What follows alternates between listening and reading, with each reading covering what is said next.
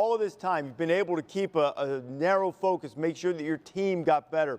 Now that you're in the playoff, what's the significance of this milestone, this landmark for teams from outside the Power Five, your team being the one to make the playoff?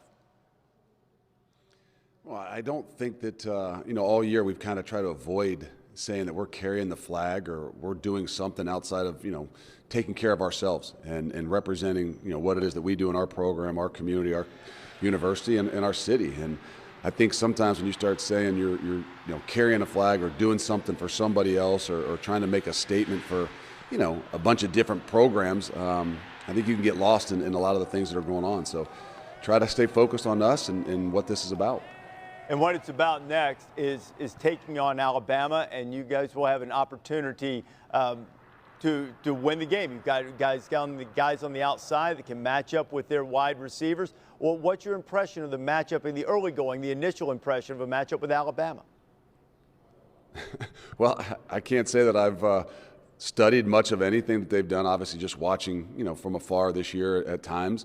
They're a great football team. They've got great talent across the board. Everybody talks about their offense, but the coach over there does a pretty good job on defense as well. So, we know it's going to be an incredible challenge for us, and I think that's what gives us the best opportunity is our guys have done nothing but step up to challenges. And I think, we'll be kind of excited about maybe putting the shoe on the other foot than they've had a lot of this year. Number one seed in the college football playoff is Alabama. Pleased to be joined by the head coach of the Crimson Tide, Nick Saban. Nick, congratulations on the SEC championship, and now the page turns. You're seeded number one again. You've talked a lot about when someone doesn't believe in a team, and your team responded to that. Now, after you've accomplished and performed well on that stage, what's the challenge to go into the playoff now and follow it up? Well, I think the big challenge is just because you did it once doesn't mean it's going to stay with you. We did what we did for a reason, the way we prepared, the mindset that we had going into the game. So you can get relieved over all that, or you can actually build on it and know that you made it happen, and you're going to make it happen in the future by what you do. And I think that's going to be the real key for our team moving forward.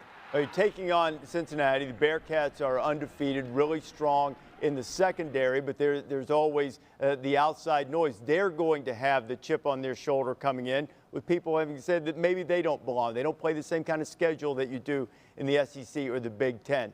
What's your approach to having your team dealing with a team that's going to come in against them with that type of attitude? Well, I think the big thing for our players is to know that things aren't going to get easier. They're going to get much more difficult. I don't think we've ever played in a playoff game where we didn't play a really, really good team. And we certainly think Cincinnati belongs in the playoffs, and they're a really good team based on their resume, who they beat, whether it's Notre Dame, Indiana.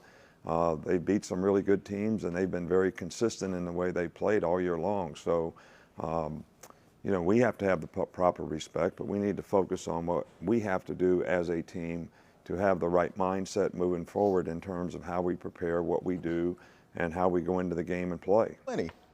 You start to early feel on the matchups. This year where you don't really have, we thought Georgia might be that, especially defensively. You don't have dominant teams that's separated from the field like Alabama last year, the LSU team the year before.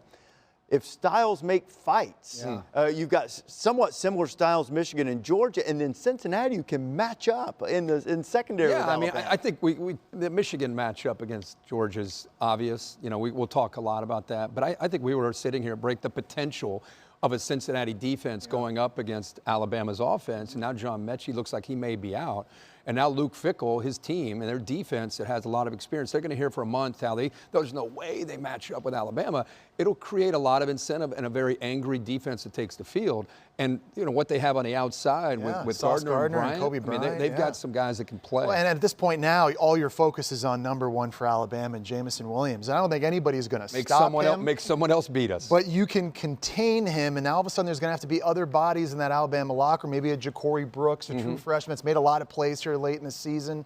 Bolden in the slot. These guys are going to have to make more plays and step up for Bryce Young. But, guys, I love the Cincinnati defense, not just because of the X's and O's and the NFL talent, but that scheme, too. That 3-3-5 scheme is something that Bama sees a bit of it from Ole Miss and Arkansas. They don't see a ton of it in the SEC. I think that's a very stylistic, good matchup. Okay, so